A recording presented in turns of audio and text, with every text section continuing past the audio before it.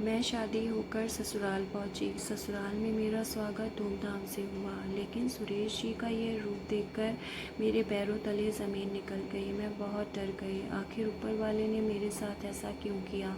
मन में हज़ारों सवाल और जवाब कोई नहीं। आज से 4 माह पहले जब मेरी शादी सुरेश जी से हुई, मैं मंजू आज आपको अपनी आप बीती बताने जा रही हूँ। मैं कमरे में बैठी थी, तभी मुझे एक आवाज़ सुनाई दी। अरे मीरा की माँ! मैंने खिड़की से झाँक कर देखा। अरे ये तो मामा जी है। मैं बाहर आई और नमस्ते करते हुए बोली, आइए मामा जी, अंदर आइए। मम्मी अभी बाज़ार गई हैं, कुछ सामान लाना था उन्हें, अभी आती होगी, आप बैठिए। मैंने मामा जी को पानी के लिए पूछा। नहीं बेटा, तेरी माँ से कुछ ज़रूरी बात करनी थी, मैं फिर आ जाऊँगा। ये कहते हुए वह उठ खड़े हुए और वहाँ से चले गए। मैं अंदर आई और अपने काम में व्यस्त हो गई। तभी थोड़ी देर बाद मम्मी भी आ गई। मैंने मम्मी को बताया, मामा जी आए थे और आपको पूछ रहे थे। मम्मी बोली, तूने उन्हें बैठाया क्यों नहीं? मैं बोली, मैंने बहुत कहा मम्मी, लेकिन वह नहीं। वह बोली, मुझे कुछ काम है, मैं फिर आ जाऊँगा। मम्मी ने सामान का थैला रखते हुए मुझसे कहा, जा मेरे लिए एक गिलास पानी लेकर आ जा। मैं बहुत थक गई। बाज़ार में बहुत भीड़ थी, ऊपर से ये महंगाई, ये तो मार ही डालेगी। अगले दिन जब हम लोग खाना खा रहे थे, तभी मामा जी की आवाज़ आई, मीरा की माँ, मीरा की माँ। मम्मी बोली, जा मामा जी आ गए, उन्हें अंदर ले आ। मैंने दरवाज़ा खोलकर मामा जी को अंदर लिया। नमस्ते मामा जी। मम्मी अंदर है। मामा जी आकर बोले, मीरा की माँ, मैं कल आया था आपके पास, लेकिन आप नहीं थी। हाँ भाई साहब, मैं घर का कुछ सामान लेने बाज़ार गई थी, मुझे बताया मीरा ने। आप बैठिए, क्या बात है? मम्मी ने मामा जी को बैठाया। अरे मैं अपनी मीरा के लिए एक रिश्ता लेकर आया हूँ। वे जो सोनकर साहब है ना, उनके बेटे का। सोनकर साहब हमारे गांव के प्रधान थे। मम्मी ने अचंभित होते हुए पूछा, क्या कह रहे हैं आप? प्रधान जी के बेटे का रिश्ता?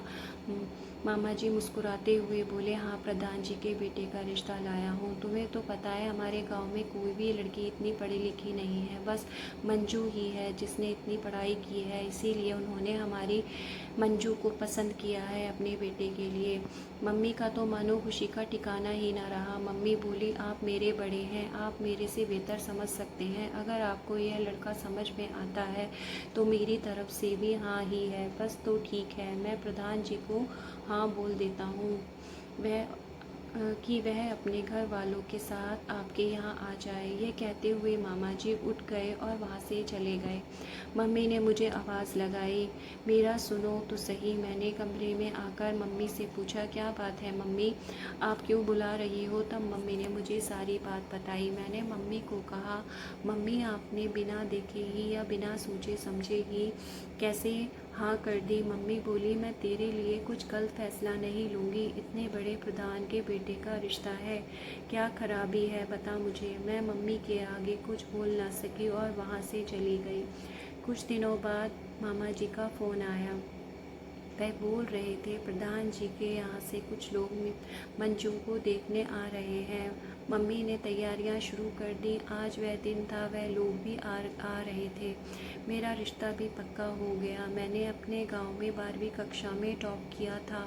पढ़ाई में बहुत अच्छी थी और आगे भी पढ़ना चाहती थी, लेकिन रिश्ता होने के बाद मम्मी ने मुझे आगे पढ़ने के लिए मना कर दिया। मेरी मम्मी बहुत खुश थी।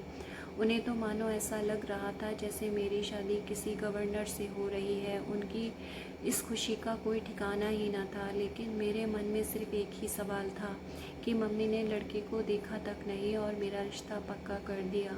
कुछ दिनों बाद मेरे घर में शादी की तैयारियां शुरू हो गई और बहुत धूमधाम से मेरी शादी भी हो गई। अब मैं मीरापुर मेरे ससुराल आ गई। मेरे ससुराल में मेरी सास, 2 नंदे, देवर, देवरानी और एक छोटा देवर, ये था मेरा परिवार। ससुराल में मेरा स्वागत बहुत अच्छे से हुआ, लेकिन मेरे मन में अभी भी सिर्फ एक ही सवाल था कि सुरेश से मेरी शादी का फैसला सही था।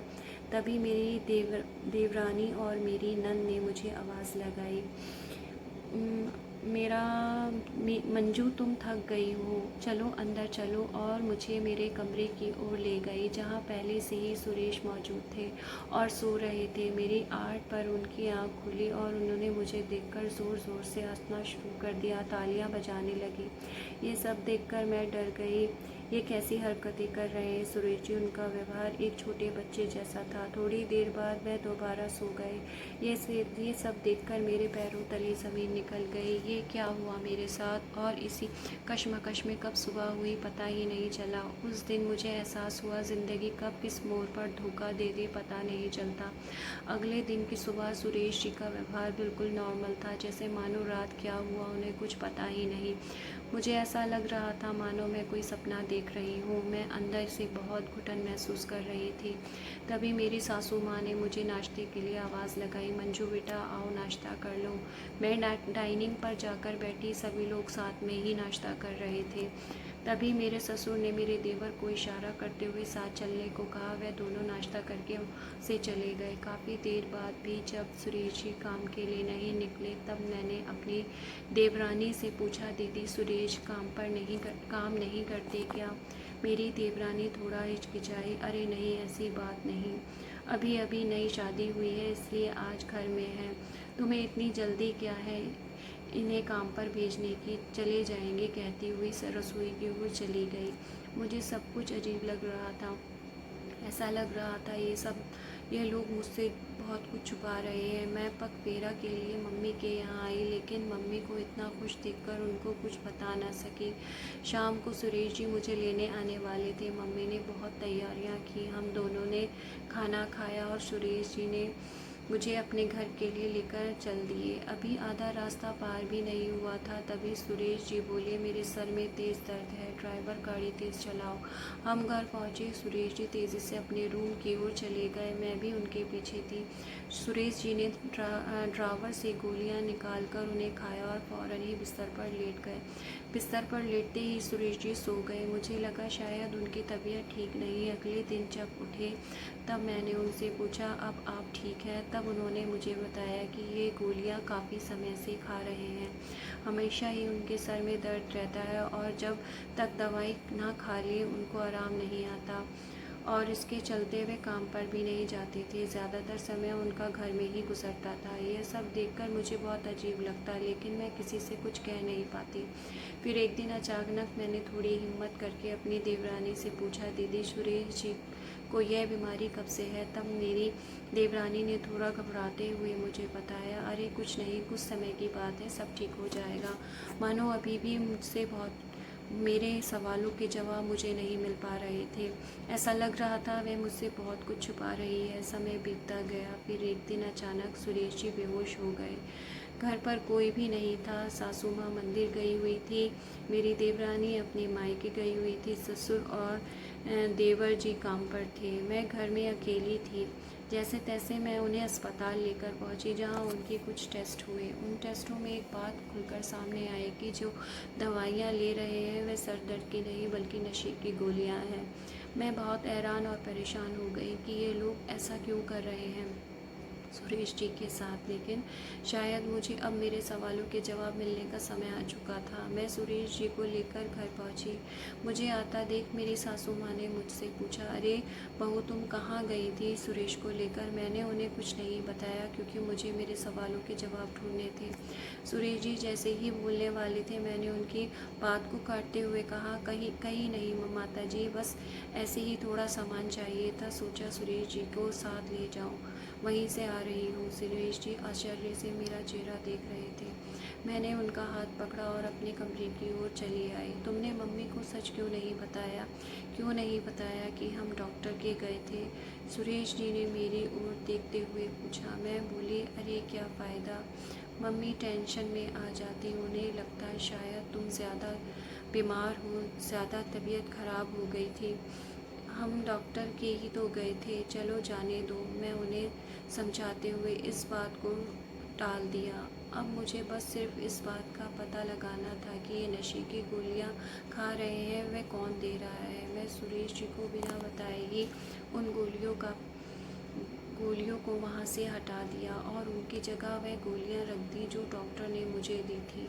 सुरेश जी को खिलाने के लिए धीरे धीरे सुरेश जी की हालत में सुधार होने लगा था। अब वह सही समय पर खाना खाते, सही समय पर उठते और अब काम पर भी जाने लगे थे। यह देखकर मुझे बहुत खुशी होती, लेकिन मन अभी संतुष्ट नहीं था, क्योंकि पता नहीं चल पा रहा था कि आखिर वह कौन है जो इतना सब कुछ सुरेश जी के साथ कर रहा है और क्यों ऐसा हो रहा है।